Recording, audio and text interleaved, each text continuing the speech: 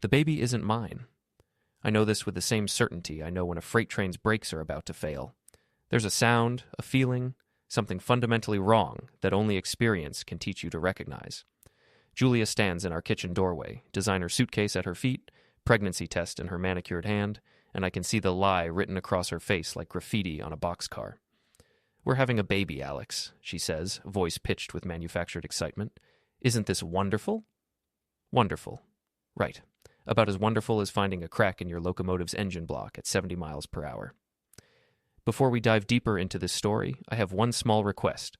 Please subscribe, drop a like, comment, and hit that hype button to boost this channel so more people can discover these incredible Reddit stories.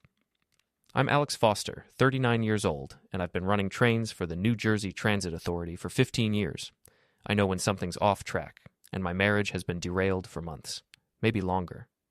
Julia's been working late, taking mysterious phone calls, and treating our house like a hotel she's embarrassed to be staying in.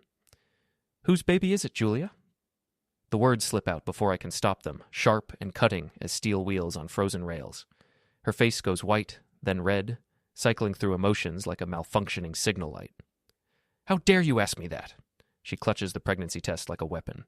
"This is your child, Alex. Our child." But I've seen the credit card statements.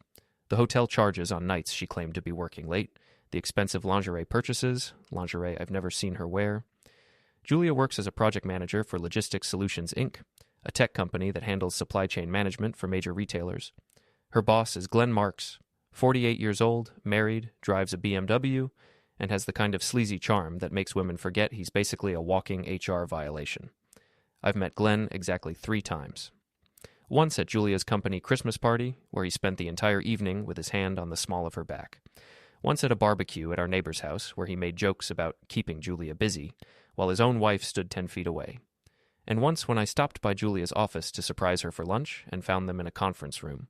Door closed, her blouse slightly wrinkled. Each time, my gut told me what my brain didn't want to accept. "When's the due date?" I ask, doing quick math in my head. "September 15th.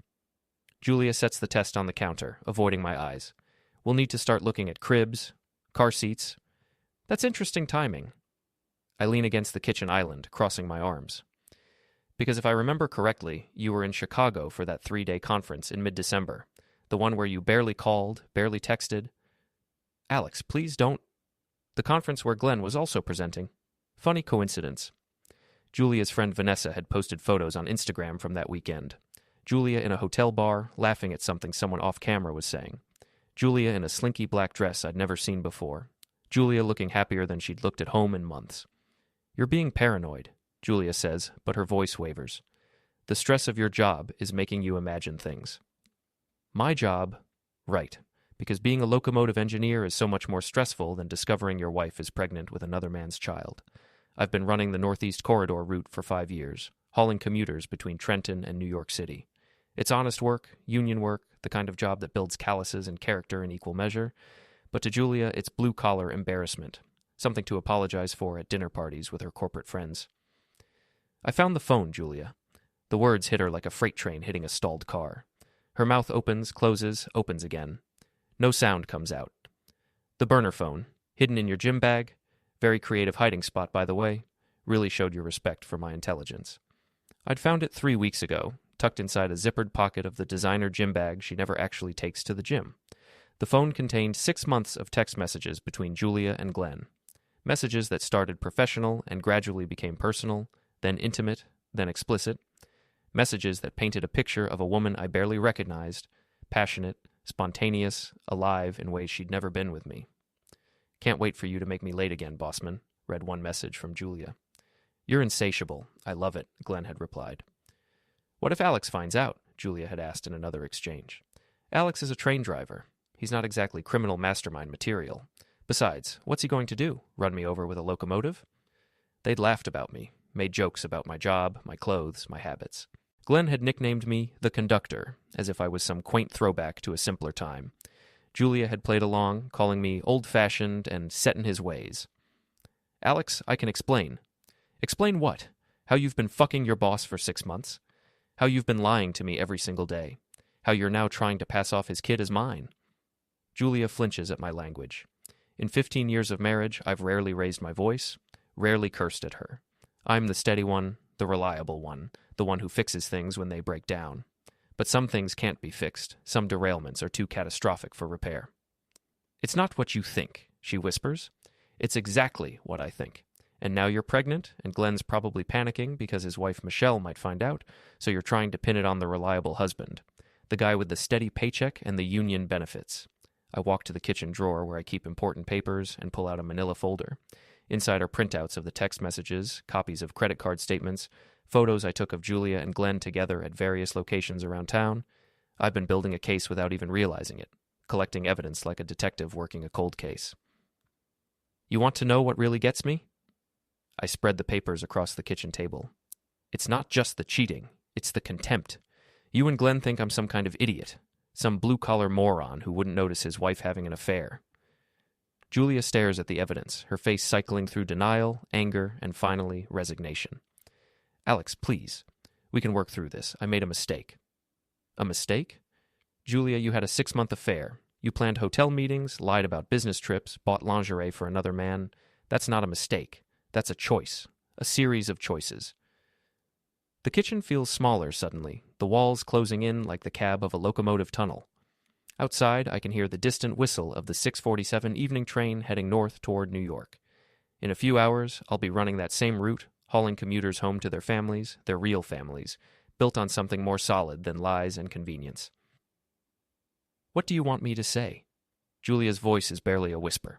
I want you to tell me the truth, for once. Is the baby mine?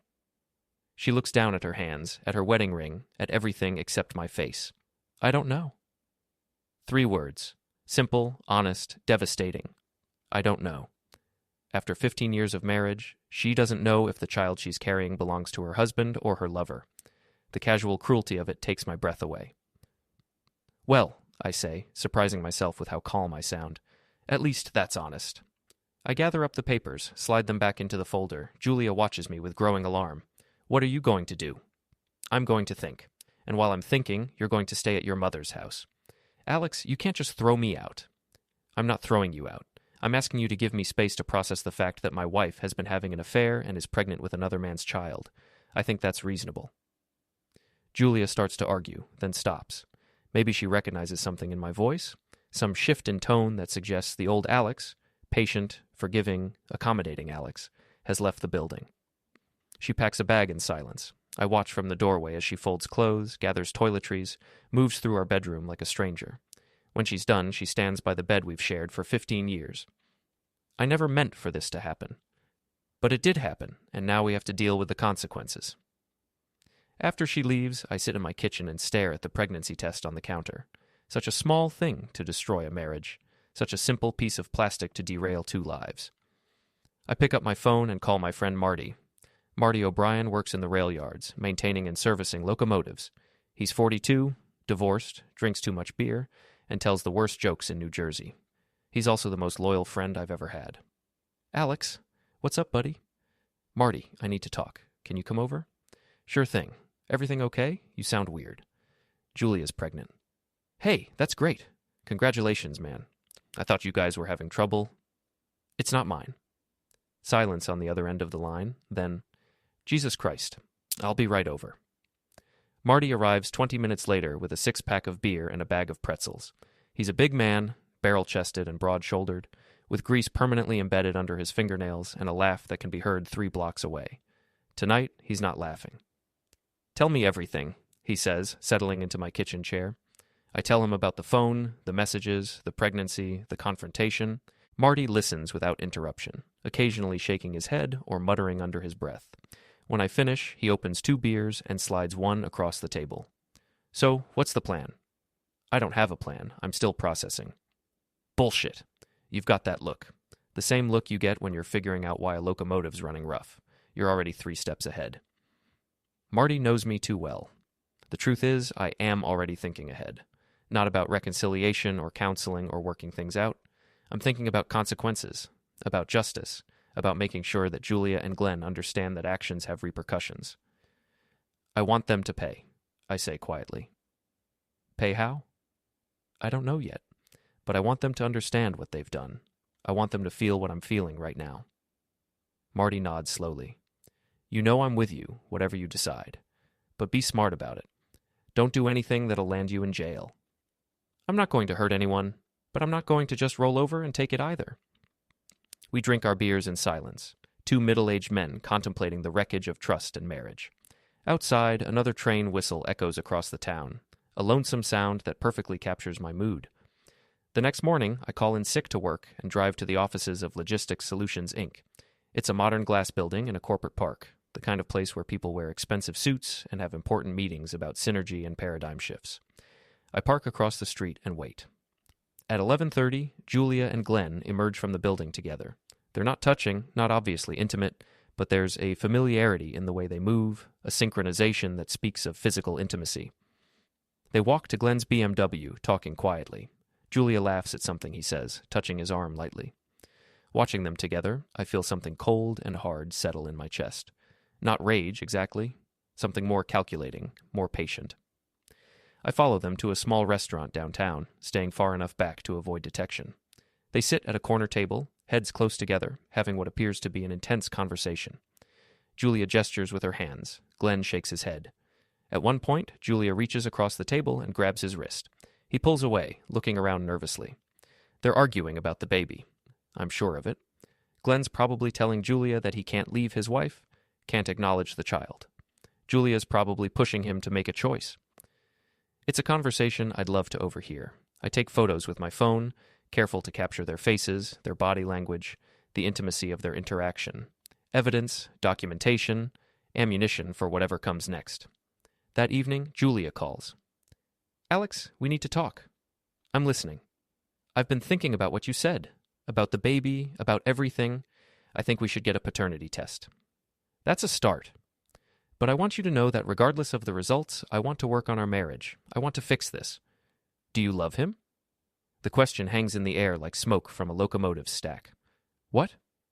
Glenn, do you love him? Another pause, longer this time. I thought I did, but it was just excitement, novelty. He made me feel different. And how did I make you feel? Safe, comfortable, like I was home. Safe and comfortable, like a favorite chair or a reliable car. Not exactly the words a man wants to hear from his wife. Julia, I need you to understand something.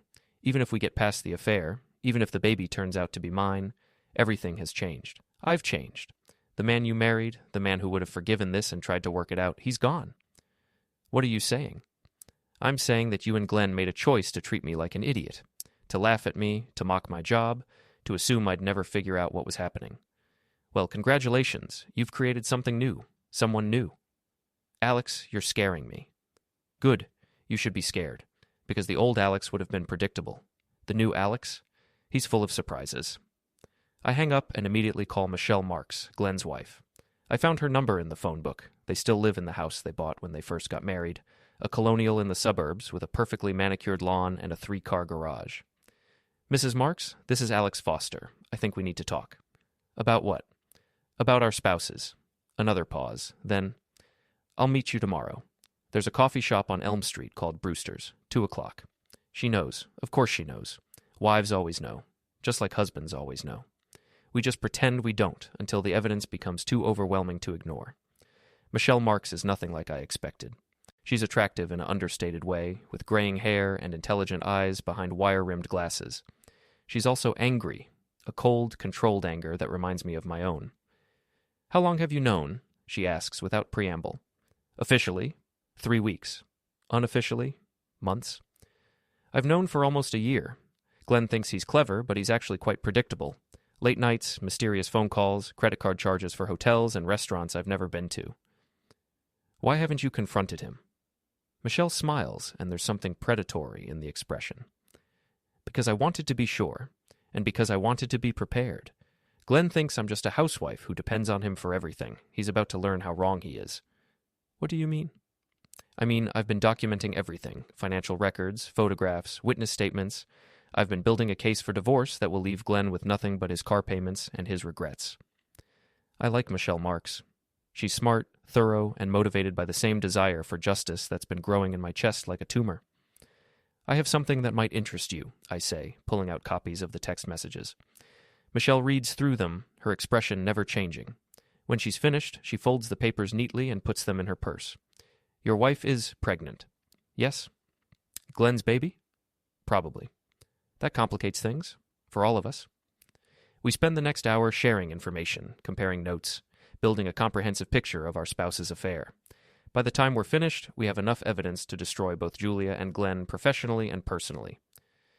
What do you want to do with this information? Michelle asks. I want them to pay. I want them to understand that actions have consequences. I want them to lose everything they think is important. That can be arranged. We shake hands like business partners closing a deal. In a way, that's exactly what we are. Partners in the business of revenge. The first phase of our plan begins the following Monday. Michelle calls Glenn's company and reports suspected expense account fraud, providing detailed records of his hotel charges and restaurant bills during times when he was supposedly traveling alone on business. She also contacts the wives of several other female employees, sharing Glenn's history of inappropriate workplace relationships. Simultaneously, I visit Julia's mother, Ruth, at her house in Princeton. Ruth has never liked me. I'm not successful enough, educated enough, sophisticated enough for her precious daughter, but she likes adultery even less. Julia is having an affair. I tell her over coffee in her immaculate living room. That's impossible. Julia would never. She's pregnant with her boss's child. I show Ruth the evidence, the text messages, the photographs, the credit card statements. I watch her face change as the reality sinks in. Ruth is a proud woman, a pillar of her church community, someone who values reputation above almost everything else. What do you want me to do? She asks finally. Nothing. Just be prepared for what's coming. The second phase begins on Wednesday. Glenn arrives at work to find his office being searched by company security and human resources personnel. The expense account investigation has expanded to include allegations of sexual harassment and creating a hostile work environment.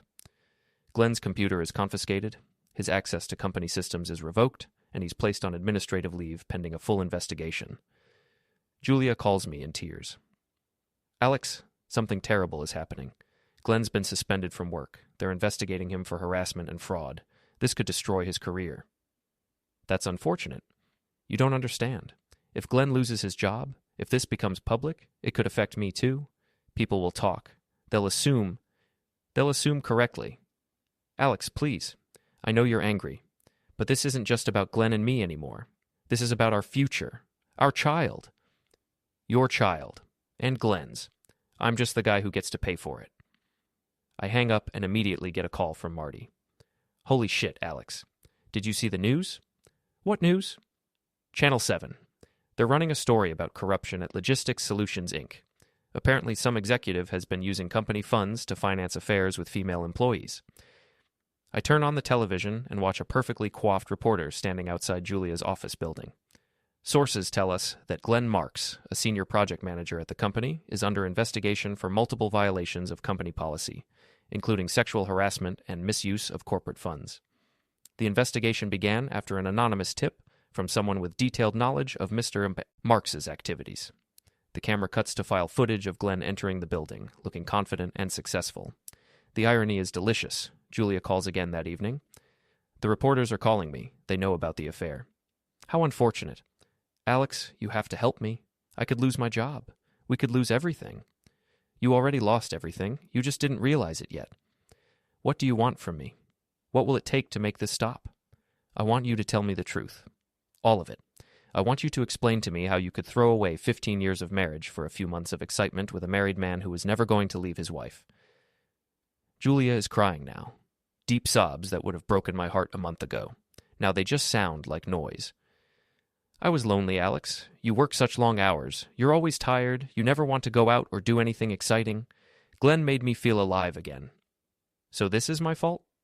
No, that's not what I meant. I felt invisible, like I was disappearing. Glenn saw me, really saw me. Glenn saw an opportunity, a bored housewife with a husband who worked nights. You were convenient, Julia, available, but you were never special to him. That's not true. Then why hasn't he called you since this started? Why hasn't he tried to protect you or support you? Why is he letting you face this alone? Silence on the other end of the line. Because you were never anything more than a distraction to him, a way to pass the time between real responsibilities. I hang up and pour myself a drink. Outside, I can hear the evening freight train heading south toward Philadelphia, its whistle echoing across the darkness like a funeral dirge. The third phase begins the following week. Michelle files for divorce, citing adultery and demanding half of everything Glenn owns, plus alimony, plus damages for emotional distress. The divorce papers are served at Glenn's office, in front of his colleagues and subordinates.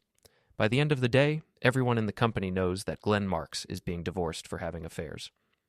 Simultaneously, I retain a lawyer and file for legal separation from Julia, citing adultery and requesting a paternity test for the unborn child. I also file a motion to freeze all joint assets pending the outcome of the paternity test. Julia is served the papers at work, in front of her entire department.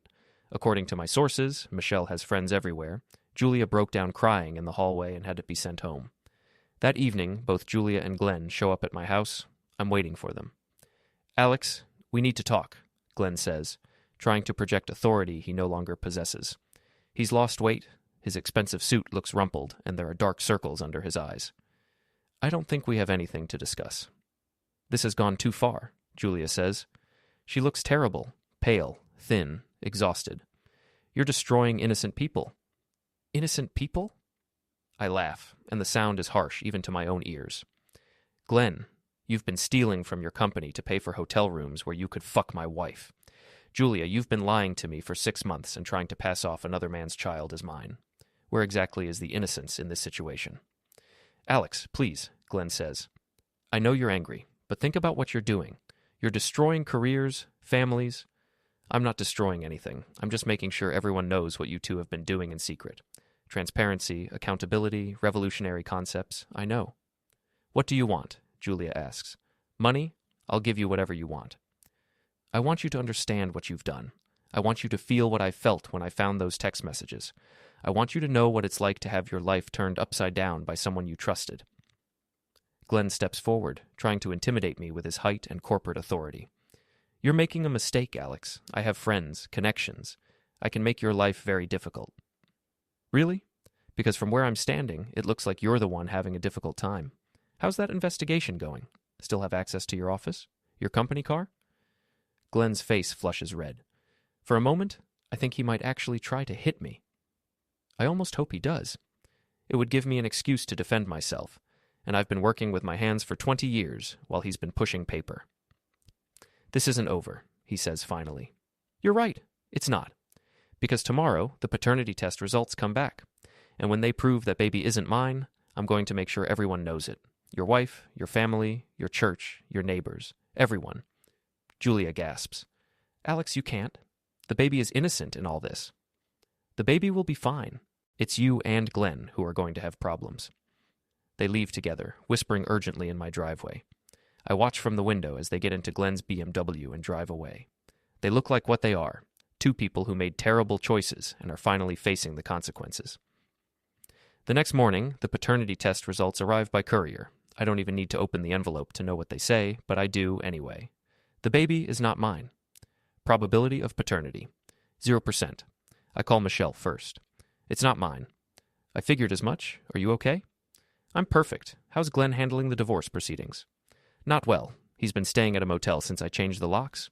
His lawyer says he wants to negotiate a settlement." "Don't give him anything." "I wasn't planning to." Next, I call my lawyer and instruct him to proceed with the divorce. No reconciliation, no mediation, no second chances. I want out, and I want Julia to understand that her choices have permanently altered the trajectory of her life. Finally, I call Julia. "The results are in. And? You know what they say." Silence.